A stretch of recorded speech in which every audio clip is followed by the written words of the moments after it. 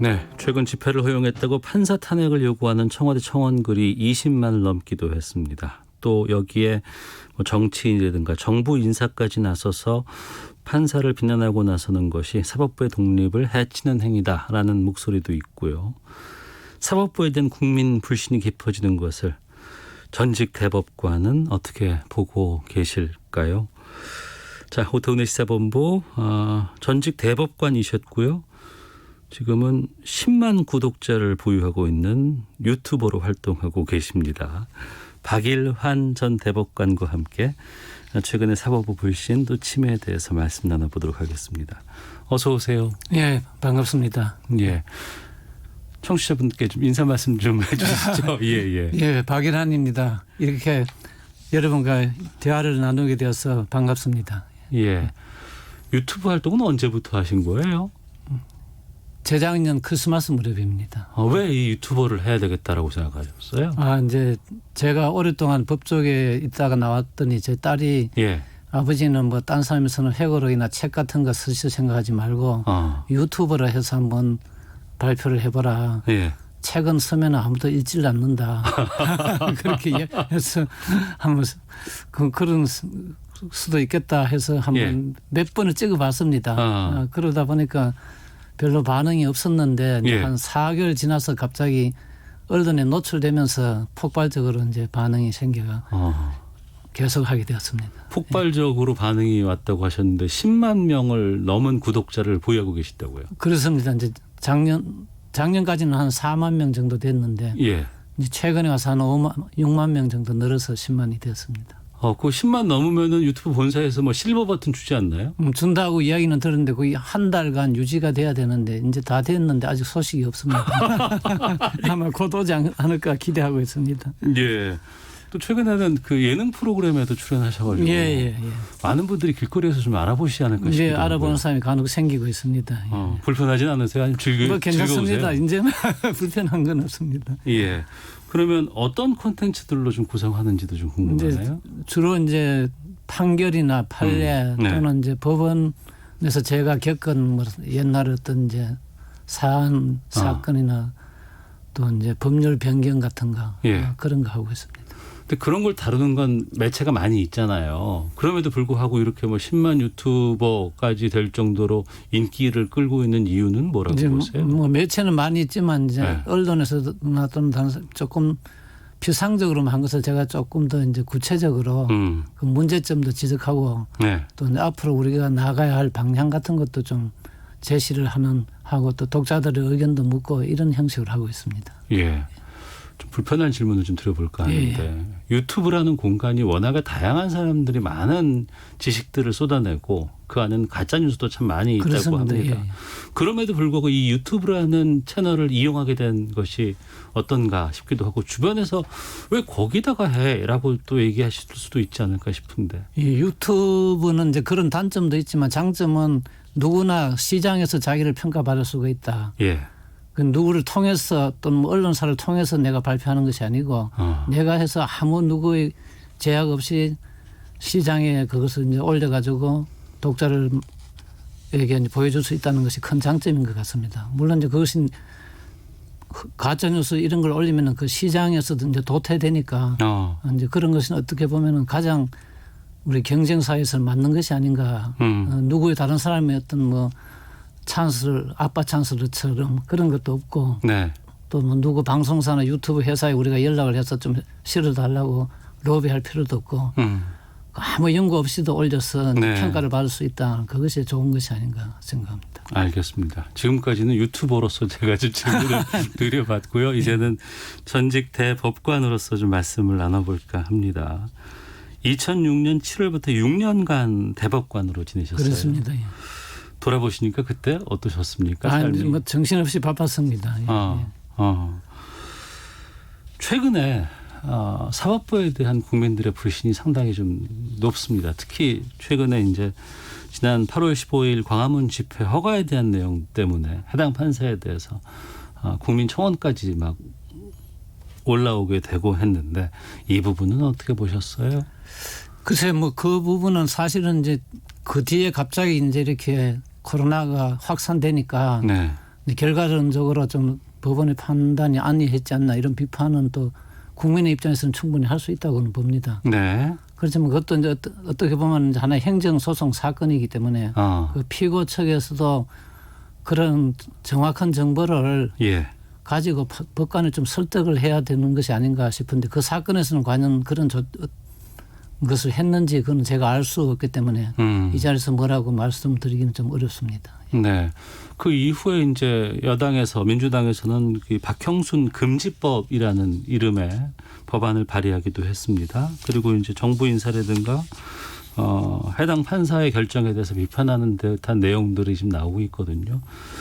우리가 사법부의 독립이 상당히 중요하다라고 그동안 얘기를 해왔었는데 이 부분은 사법부의 독립을 침해한 것입니까? 아니면 뭐 정치인들이라든가 정부 인사가 이런 정도의 얘기는 할 수 있는 겁니까? 이제 뭐 정치인이야 개념이 넓지만 이제 일반 국민들은 뭐 법원의 판결에 대해서도 얼마든지 비판할 수가 있습니다. 예. 그렇지만 이제 같이 국가의 그 권력을 행사하는 입법, 사법, 행정부는 서로 힘을 합쳐서 그것을 이제 공권력이 행사되도록 노력을 해야 되지 법원의 판결이 마음에 안 든다고 행정부에서 그걸 집행을 하지 않는다.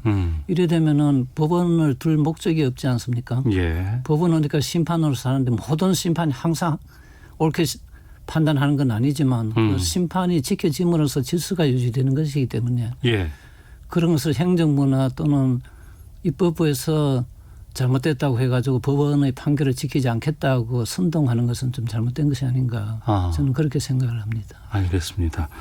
그러면 그 대법관님께서 보시기에 최근에 시민들이 이제 사법부에 대해서 여러 가지 얘기를 하고 불신이 있다고 말씀하시는데 이 상황을 어떻게 인식하고 계시는 거예요? 저는 참 그거는 상당히 법원으로서도 안타깝다 그런 생각이 들고 법원 구성원들이 조금 더 국민들의 마음을 얻기 위해서 더 노력을 해야 된다고 생각을 합니다.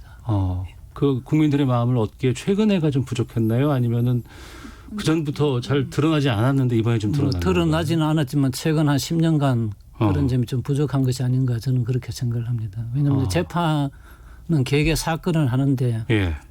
법원이 무슨 큰 사업을 하는 기관은 아니니까 그런 개개 사건에서 국민의 신뢰를 많이 얻었으면은 네.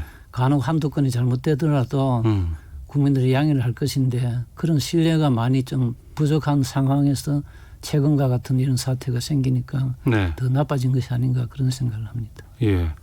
최근에 뭐 이제 어떤 특정한 판결을 내린 판사의 신상이 공개된다거나 뭐 아니면 고향이 어디래더라 뭐 이런 얘기들 참 많이 나오고 있습니다. 그러면서 이제 판사 개인의 생각이라든가 소신 이것이 좀 너무 판결에 영향을 끼치는 것이 아니냐라는 오해도 좀 받고 있는 것 같아요. 이 부분은 좀 말씀해 주시죠. 그래서 그런 이제 판사의 뭐 소신이나 그런 것이 영향을 미친다기보다 판사들이 어떤 이제 정말로 중립적인 입장에서 공정한 마음을 가지고 사건을 보느냐 안 보느냐 하는 그 노력이 예. 저는 더 중요하다고 생각합니다. 보통은 이제 모든 사람이 다 편견, 선입견 같은 것을 가지고 있지 않겠습니까? 판사라도 그것을 배제하려고 노력은 하지만 어느 정도는 또 있다는 것도 우리가 인정을 해야 되는데 네. 그런 것이 이제 조금 더 국민들 눈에 드러나니까 그런 것이 아닌가 이런 생각도 해봅니다. 네. 방송을 듣고 있는 청취자께서 의견을 주셨는데요. 전화번호 뒷번호 5754를 쓰시는 분께서 지금의 사법부가 국민의 법감정과 너무 동떨어져 있다고 생각합니다. 사람들이 오죽하면 집행유예의 나라라는 말도 할까요? 라고 말씀해 주셨는데 그러니까 좀 어떤 힘 있는 사람들 아니면은 좀 돈이 많은 사람들 여기에 좀 사법부가 관대한 것이 아니라는 부분들이 많이 좀 들어왔던 것 같아요. 어떻습니까? 글쎄 뭐 그렇게 생각하는 분도 많이 있긴 있는 것 같습니다. 예.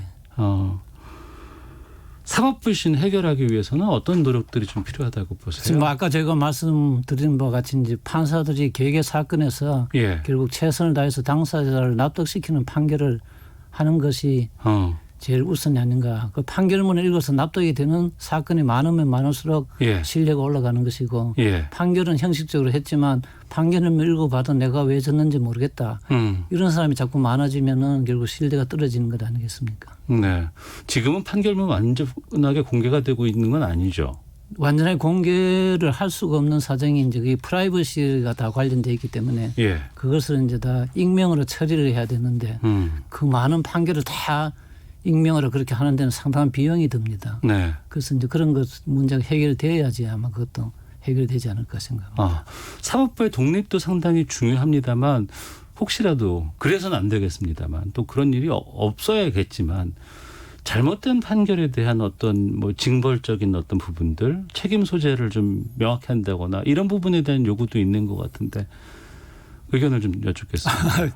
이제 그것이 제일 어려운 문제죠. 예. 판결이라는 것은 판사 개개의 입장에서 봤을 때는 이제 결론적으로는 나중에 뭐 상급심에 가서 파기됐다 하더라도 네. 판사들은 또 자기 판결이 맞다고 또 생각을 하거든요. 네네. 그러니까 그것이 과연 이제 잘못된 판결이냐 아니냐를 누가 또 그것을 판단할 것이냐.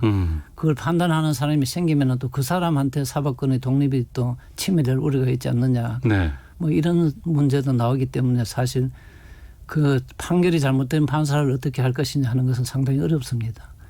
우리나라는 이제 10년마다 재임명 제도를 임명해서 이제 판사를 걸러내고 있는데 재임용 제도를 통해서 그것도 좀 많이 걸러내면은 또 재판의 독립을 오히려 침해했다고 또 반론이 나오기 때문에 그 점이 상당히 어렵습니다. 예. 국회에서 판사 탄핵할 수 있다면서요? 이제 탄핵은 최후의 수단으로 이제 탄핵 외에는 법관직을 그만두게 할 방법이 형벌하고 두 가지밖에 없기 때문에 네. 판사는 해임이나 면직이 안 됩니다. 법상으로. 예. 그러니까 아주 큰 이제 파면을 하든지 아니면 약한 정직을 하든지 근데 중간 단계가 없기 때문에 네. 이제 파면 제도를 헌법에서는 이제 규정하고 있습니다. 그리고 최근에 그 대법관 수를 3배 이상 늘리는 법원 조직법 개정안이 발의가 됐다고 해요. 네. 이건 민주당인지 이탄희 의원이 대표 발의를 한 건데 대법관 수를 늘린다는 게 어떤 의미인지 또 이거 늘리면 사법부 좀 불신 해결에 도움이 될까요?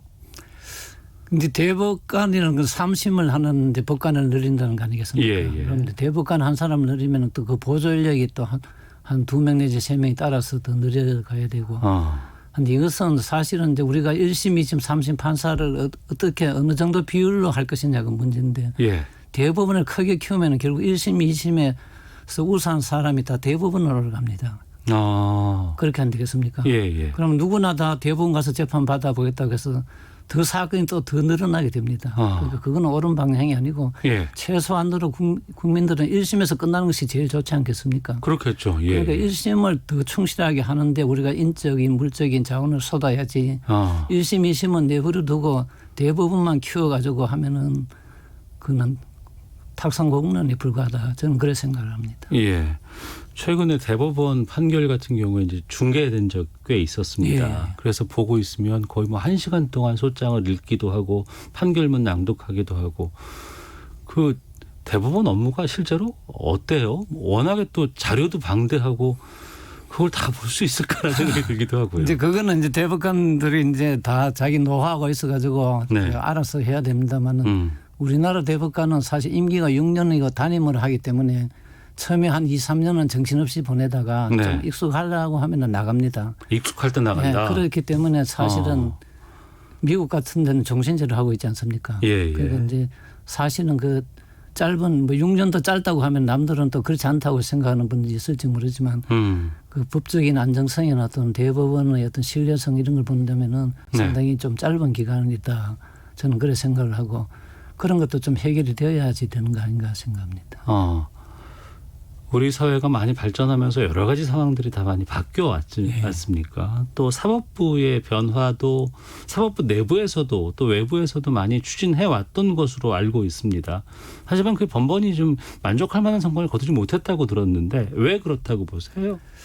사법부는 이제 사실 윤관 대법원장 시절에 많은 그때 변화를 했습니다. 그래서 이제 영장실질심사제도 도입하고 또 행정소송도 1심부터 하고 또 특허법원도 만들고 그다음에 이제 그다음 대법원장님부터 해가지고는 이제 내실을 기하자고 해서 했는데 그것이 내실을 기하는 것이 상당히 어렵습니다. 그래서 이제 법관도 법조에 일어나라고 해서 이제 상당히 경력 법관을 또 데리고 오겠자 하고 했는데 그 제도는 영미식 제도를 따왔지만 거기에 따른 어떤 후속적인 인적 물적 뒷받침이 안 되는 그 형식만 따왔기 때문에 이것이 이제 내적으로 어떻게 좀 질적으로 성장하는데 상당히 한계가 있지 않나.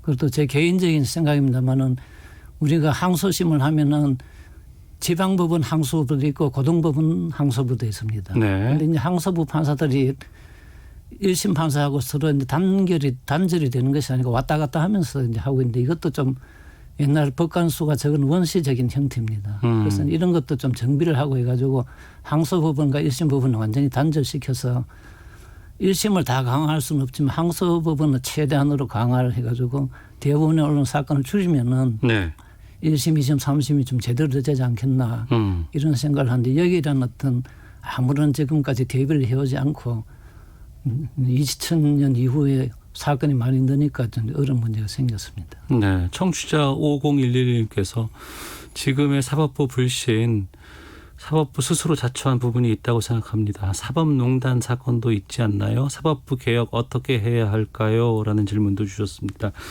지금 박일환 전 대법관과 함께 말씀 나누고 있는데요. 뭐 최근에 그 법제도도 바꿔야 되겠지만 대법원 재판연구관의 업무 방식이라든가 마음가짐을 바꾸는 것이 또 우선이다라는 글도 지금 뭐 좀 있다고 합니다. 앞서서 내실을 기하기가 어렵다라고 하셨는데 사법부 스스로가 바꿀 수 있는 노력들 좀 저희가 기대를 해도 될까요? 글쎄 뭐 그건 제가 말씀드리기는 없습니다만 어느 조직 없이 이제 밑으로 많이 내려가면 또 다시 올라오는 그런 원동력이 생기지 않겠습니까? 그걸 기대해야죠. 그리고 21대 국회에 이제 들어와서 이제 공수처 출범이라든가 이런 부분에 대해서 아직 지금 성과를 내지 못하고 있습니다. 법은 완성이 됐습니다. 공수처 출범도 사법개혁에 좀 어떤 역할을 할 수 있을까요? 어떻게 전망하십니까? 저는 뭐 공수처 출범은 결국은 이제 법원 검찰의 제19 감사기가 도가 넘었다 해서 이제 나온 것 아니겠습니까? 근데 이제 과연 이 공수처가 출범해서 한 3년, 5년 정도 지나 보면은 그 판단이 맞았는지 틀렸는지 답이 나오지 않을까 생각을 합니다. 알겠습니다. 법조계 대선배로서 이제 한 1분 정도 남은 것 같은데요. 좀 후배들에게 좀 당부하고 싶은 말씀, 국민께 좀 바라고 싶은 말씀 있으시다면요.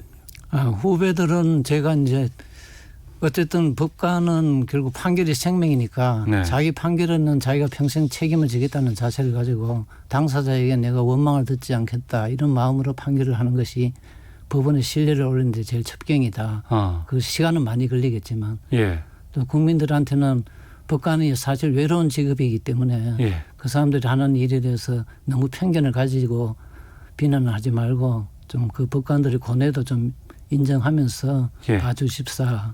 좀 애정을 좀 기울여 주십사 그런 부탁을 드리겠습니다.